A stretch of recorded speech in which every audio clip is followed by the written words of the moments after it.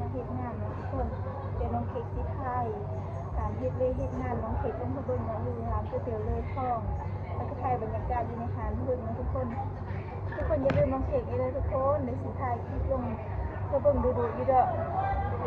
เพราะว่าเฮ็ดงานกำลังมาจ้ามีกามีบินมาแล้ว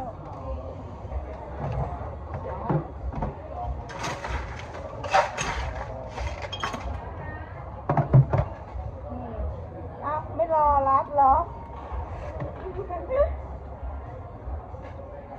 มันดินทรายเกี่ยวกับซาไทยมานะทุกคน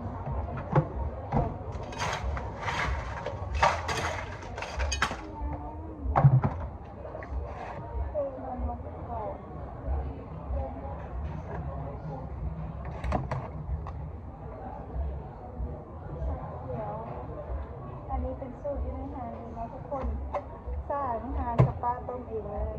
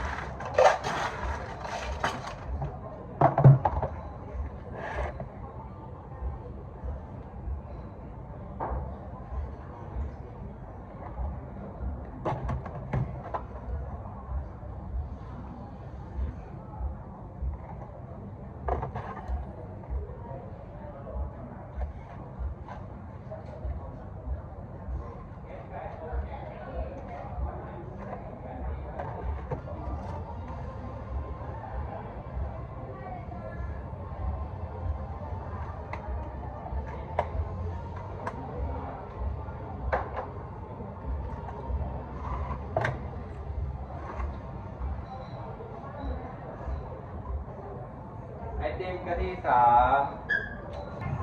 เข้ามาเลยแถมสามที่แล้วนะ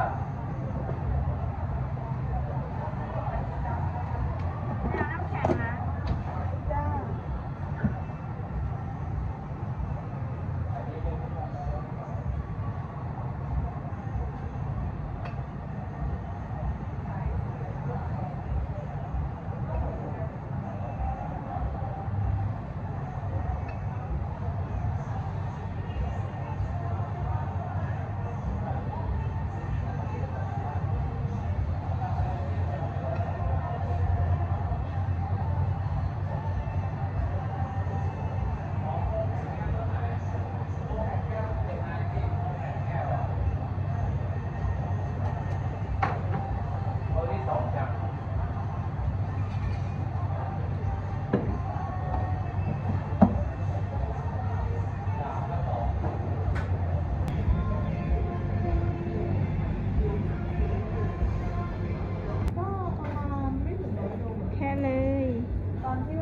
คือใส่กล่องกลับบ้าน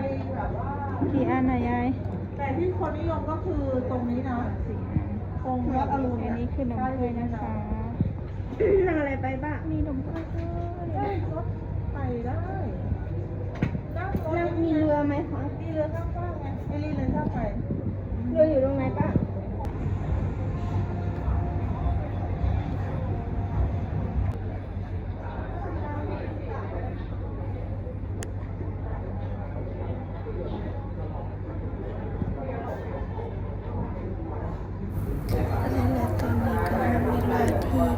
โอเคคาเฟ่แล้วก็มากินข้าวอยู่ข้างนอกมา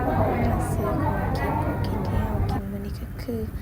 ผัดคะน้าหมูกรอบจ้าทุกคนนี่มาแล้วก็น่ากินมากเลย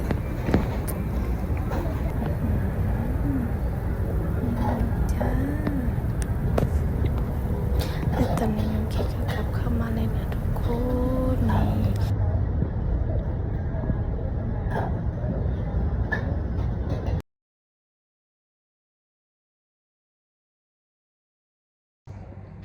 หลังจากพักเทนกินข้าวแล้วกับน้องเค้กก็เข้ามาสู้งานนะทุกคนตอนนี้ก็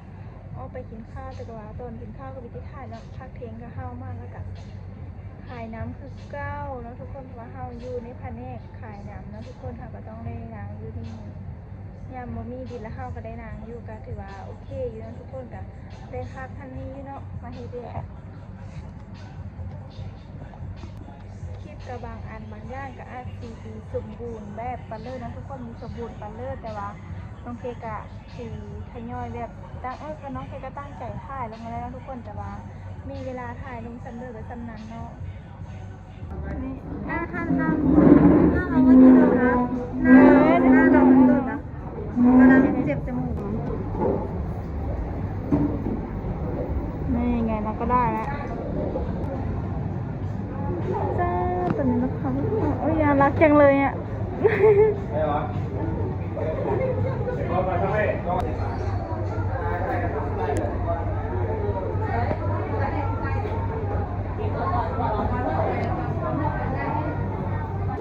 อนนี้เราก็เลิกงานแล้วนะทุกคนมานั่งทาแป้งนั่งทิมอยู่หน้าอาหารเลยนะทุกคนทาไปมากเลยนั่งทิมก็ออกมาแล้วก็ที่ห้ากับ15เดี๋ยวมือเนาะมือของกันวันนี้ว่า15เดี๋ยวอยากกินต้มมี่เพื่อกินแหละสบายดีเลยสบายดีทั้งหมดเลยตะกูล ไปดีพี่น้อง สบายดีสบายดีพ่อแม่พี่น้องตอนนี้ก็พาเดี๋ยวย่างเมื่อว่าสิแวะซื้อพักมือเซอร์ต้มมี่เนาะทุกคนกินต้มมีกับเอสซี่ซื้อพี่ทันได้ต้มกินจังห่อวันนี้ก็เลยว่าสิพาเดี๋ยวต้มมีกิน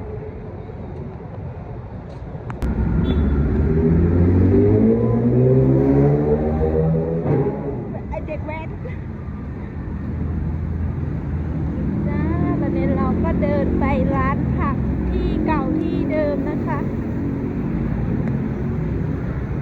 นี่จ้าตอนนี้ค่ะกลับมาหอนหันผักอีกแล้ว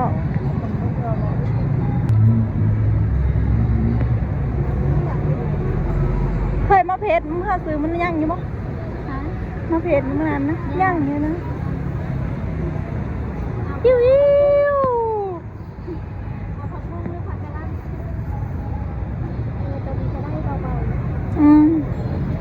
มันนี่เป็นผักวะเอาผักกะหล่ำปลีจ้านี่จ้ามีเลยมาเลยนี่ก็ผักบุ้งน้ำเนาะมีทางมะฮุ่มผักกาดขาวอุ้ยอันนี้มากอะไรวะไม่เคยเห็นเลยไปมาเลยนะ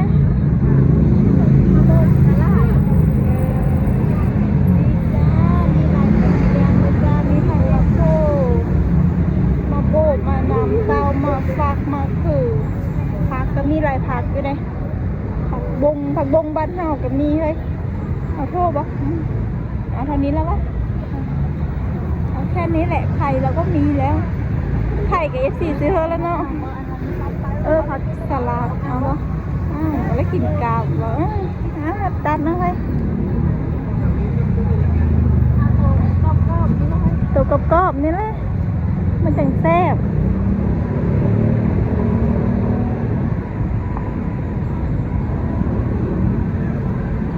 เอาผัก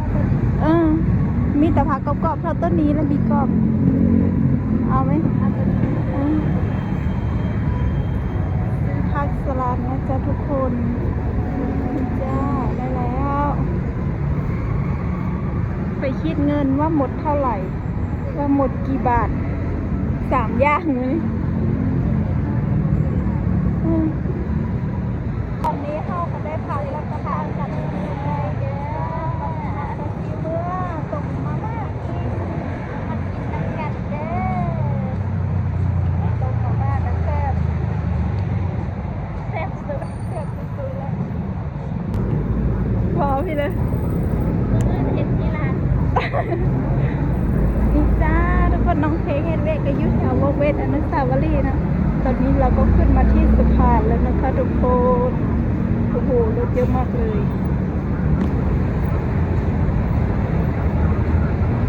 มันเขาเปิดไฟนี่ไงนี่จ้าตอนนี้เฮาก็หอดทางเฮาหัวพักทั้งทุกคน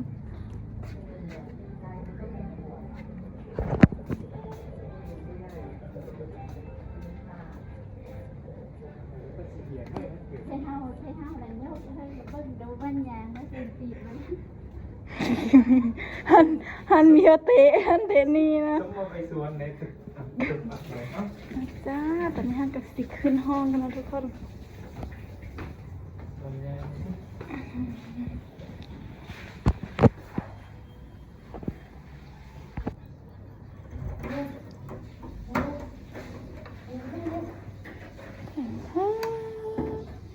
หอนห้องแล้วตอนนี้กะ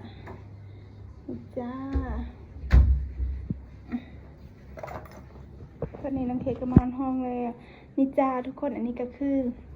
มาม่าที่ IIFC เพิ่นซื้อมาฝากเนาะซื้อมาเฮอน้องเค้กนะมีท่านได้กินจังห่อในมื้อนี้ว่าสิต้มกินแล้วก็สิเอาไปต้มอยู่ห้องนางพิมพ์พุ่นเลยเนาะเอาไปโฮมหมู่แล้วก็มีไข่นี่เลยเพิ่นซื้อเพิ่นนะนี่จ้ามีไข่เป็นแพ็คพุ่นไอ้นี่จ้าแล้วก็ข้าวพร้อมนี่ทุกคนข้าวสารผู้เลยเยอะเฮ้อเพิ่นต้องเกะกะเอามาเฮ้อได้เนาะเพราะว่าเขาอ้ายๆเพิ่นเดือเพิ่นกะเอามาเฮ้ออยู่หั่นนะน้องเคก็ต้องขอขอบเจอIIFC เพิ่นที่อันฟ้าอันเอามาเฮ้อแม่นฟ้าเพิ่นเอามาเฮ้อฮอดหน้าซอยเลยนะทุกคนเอามี่เอาพี่เลยนี่มาเฮ้อน้องเค้กหั่นนะเพิ่นเอามาเฮ้อฮอดซอยพี่แหละเดี๋ยวอันน้องเค้กก็ขอบมุกขอบเจอหลายๆเด้อผู้เลยสิเฮ้อเพิ่นก็เอามาเฮ้อน้องเค้กได้เนาะน้องเค้กพี่ได้ว่าเพิ่นเลยพระเจ้าเอามาเฮ้อน้องเค้กก็ดีใจเนาะเพิ่นก็ซอยอันอยู่อันกินหาเดี๋ยวเซียนเป็นเครื่องเป็นของอันนี้ละใส่ต้มมาม่าห้องนางพิมพ์เนาะจ้าเค้กก็สิเอาไข่ไปโฮมนางพิมพ์2 ลูกเนาะทุกคนแล้วก็สิเอามี่ไปอีก2 ห่อเนาะปิดไปกินมื้อหน้าไปกินหลายๆมื้อทุกคนเลย2 4 6 8 4เนาะขอมาพบเจอนะผู้เยอะใจดีที่เธอน้องเค้กกะนี่จ้าเอาไป2 ลูกนี่เอามาม่าไปอีกรุ่นไหนปะเอารุ่นนี้น้ำข้นนี่จ้าไปส่งห้องนี่ทุกคนตอนนี้มาฮอดกะนั่งพิมพ์กับเกมซอยผักสิลงไปล้างหม้อคือบีเซฟไว้เรียบร้อยอ่ะลงไปล้างพวกนี้ลงไปล้าง นี่ทุกคนหม้อกระเดือดแล้วเราก็สิเอาผักลงพอผู้ล้างผักมากกินอีกวันนี้เราโลเซอร์ผักกะหล่ำเมื่อเราโลเซอร์ผักคุยผักบุ้งนี่เนาะมีทิมนี่จะได้ผักซื้อแพงปะนะ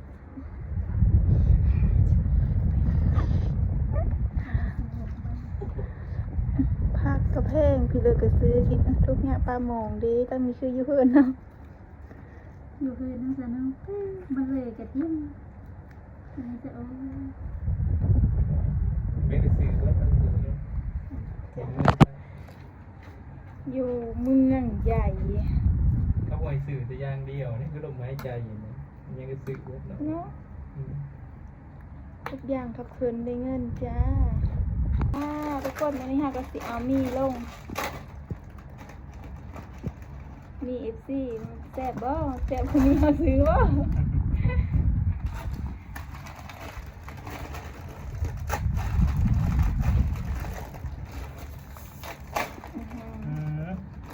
จากอีพี คุณมีอย่าไปเสียดายมีละ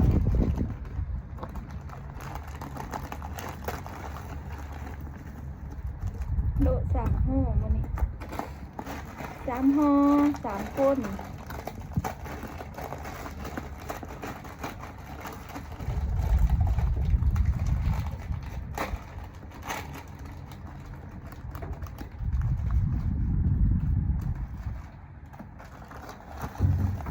เรียบร้อยคนเล่สุกไว้ไว้ ที่บ้านนี่ก็ได้ที่บ้านนี่ก็ซื้อน้ำสีให้กินหน้าอยู่นี่เดียว ป้าซื้อใจเกลือน้ำเขียวน้ำเกลืออันนี้น่ามากิน เอฟซีโค้กกินนะ โขกก็ถ้ามีกินได้โขกจะกินแล้วจะท้องอืด มีเยอะข้าวกระถิ่นไปมาใส่ไข่วันนี้ 3 คน 3 ฟองแล้วน้ำ6 คน น้ำโหนมีคือ3 ห่อ แก้ไข่เป็นไงแม่เราเลยไม่เคยกินกราบลง หน้าถุงขยะยังมากคือแล้วยังเอาไปทิ้งเดียวฝุ่นเนี่ย เอ๊ะอะไรวะ ใครตัวจะเลยตรงทีมเลยกระลกกระลอยเด้ เป็นการเนี่ยมันไหวเลยจ้าทุกคนเอ้ยคนเล่มันเนาะ คนเล่นะจงนะ ชีวิตคนมันอย่างนั้น โย เจ้า ก็มี ปา ค ก น ไม่ ให้ ดีเรื่องบนเวรแล้วให้จงเลย แก้วยึดชูมัน หน้าชิชู เป็นแต่แซ่บเลยวันนี้ จับปลาจับ ไอ้ทวงนั่นอยู่เชีย แบ่งครึ่งวัดครึ่งหนึ่งครึ่งหนึ่งครึ่งหนึ่ง คืนกันกี่คืนบ่คืน พ่อใหญ่บ้านครึ่งห มั นึ่ น ง เกิดมีเงินหลายใช่ไหม ไปเย้ กินหมูกระทะ ไปเอ็ดยูครับแล้วอ่ะ ตัวนั้นก็ซื้อหรือไม่นานนะ เอาเลยบริการร้ายผมเลย โม่จะเอาอันน้อยเลย บ่เลย ยิ่งใหญ่อลังการ แบ่งครึ่ง3ถ้วย ง่ายไม่ใช่เอาอย่าปิด วันนี้ก็สิกินแล้วหอมๆเป็นคำหนึ่งละ